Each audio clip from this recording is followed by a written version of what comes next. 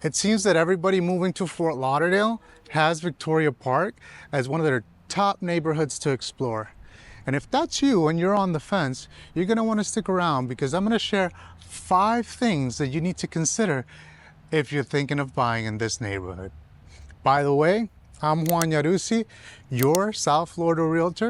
And if you have any questions about Victoria Park, the projects, or new development homes that are coming to the area, or if you want to just know about the market and anything that's going on around Victoria Park, feel free to contact me. My information is in the description below. Now, without further ado, let's get into the video. The first thing on the list is architectural diversity. This town was founded in the 1920s, and you can still find homes dating back to the 1920s and 1930s. The mix of architectural diversity in Victoria Park can be traced back to its origins in the 1920s. It was actually an upper-class enclave attracting wealthy residents who built elegant homes in Mediterranean revival and Spanish mission styles. The neighborhood's proximity to downtown Fort Lauderdale and the beach made it a prestigious address during Florida's land boom. However, the real estate bust of the 1920s coupled with the Great Depression slowed development, and many planned luxury estates never materialized, leaving parts of the neighborhood less developed through the 1930s. And after World War II, Victoria Park saw an influx of middle-class families. The GI Bill and economic growth spurred the construction of smaller, more affordable homes, particularly in mid-century modern styles. Developers took advantage of the remaining open lots, building modest homes and apartments to accommodate the growing population of returning soldiers and young families. And as wealthier residents moved to newer suburban developments, Victoria Park became less exclusive, though it remained a desirable and convenient neighborhood for the middle class. Now, like many older urban communities, Victoria Park experienced some decline as suburban sprawl drew families to new developments further west. Some properties fell into disrepair and the neighborhood lost its upper-class image. But by the 1970s, parts of Victoria Park had become a mix of rentals, smaller homes, and aging properties, though its charm and location kept them from falling to complete neglect. Now, in the 80s and 90s, Victoria Park saw a resurgence, driven largely in part by professionals, artistic types, and a big support from the LGBT community deciding to move into the area and remodel some of these historic Art Deco and mid-century modern homes. Now, many of the original 1920s homes were restored during this time, preserving the neighborhood's historic charm while modernizing interiors to meet contemporary taste. The demand for luxury housing in the early 2000s brought a wave of new construction with larger, upscale homes and townhomes replacing some of the smaller mid-century properties. Now, while the architectural diversity is something that many folks love, we understand that others may be put off by it. Now, Victoria Park has reclaimed its status as a highly desirable neighborhood, combining its early 20th century roots with a modern upscale vibe. Now, even though I should have started with location as number 1, it was a given, so thought I'd throw a little curveball out there. But Victoria Park is nestled just northeast of downtown Fort Lauderdale, giving residents quick access to the city's vibrant core. The iconic Las Olas Boulevard with its boutiques, cafes, and art galleries is right next door, making it easy to enjoy dining, shopping, and entertainment. Victoria Park is just 1.5 miles from Fort Lauderdale Beach, so that's about 10 minutes. You could either drive, Uber, or take the circuit to the beach. Despite being close to major thoroughfares like US 1 and Sunrise Boulevard, the neighborhood itself is quiet and residential. Victoria Park also offers quick access to I-95, Federal Highway, and you're a stone's throw away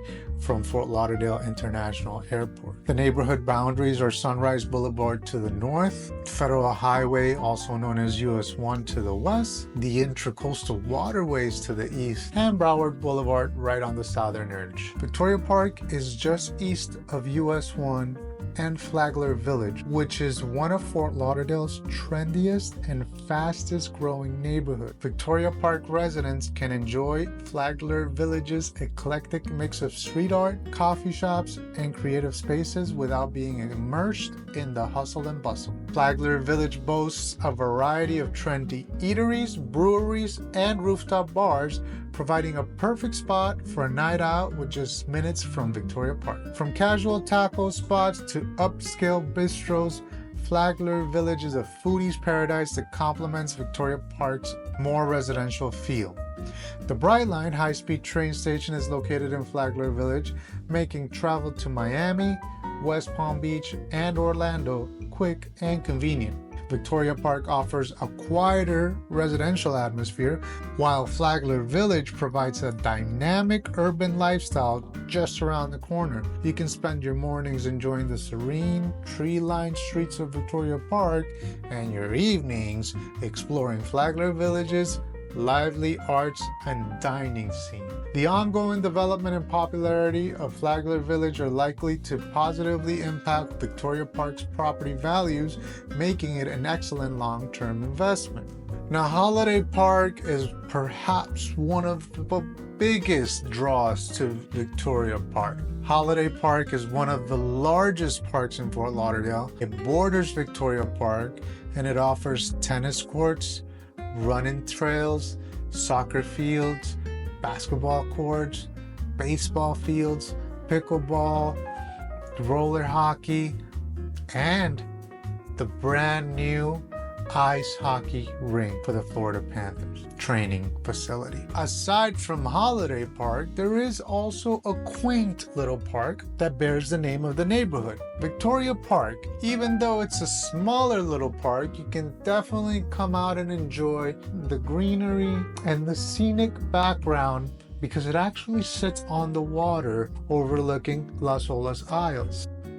Now, depending on what part of town you're looking in, you could also find condos like the one to my right or apartment buildings like the one to my left, as well as little multi-family structures, either fourplexes, eightplexes, etc., that offer apartment or rental choices in different price ranges.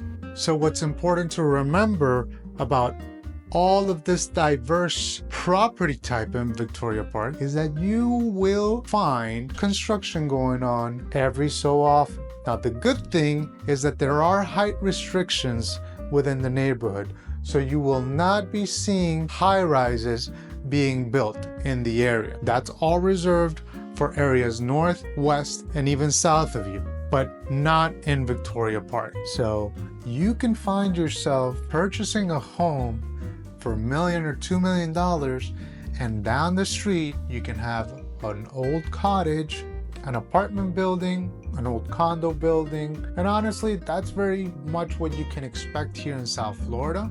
But for many people that are coming from out of state, sometimes it's hard to come to terms with that. Now, it is an area that has been gentrifying for decades now, and it's farther along in the process. Now, the fifth and final point that we're going to address is cost of living. Now, we have spoken about how there's diverse types of properties, architecture, and how there's some older and newer homes in Victoria Park. But as of the making of this video, which is November of 2024, the median sold price for a single family home in Victoria Park was $2,135,000. That's the median, not the average. The average would be higher. And the median for condos and townhomes together was $517,500. So the price ranges can go from anywhere from a $300,000 condo to a $5 million home. And as we end 2024, we're starting to see some of the newer construction for massive homes with huge price tags that you could have not envisioned being built there before.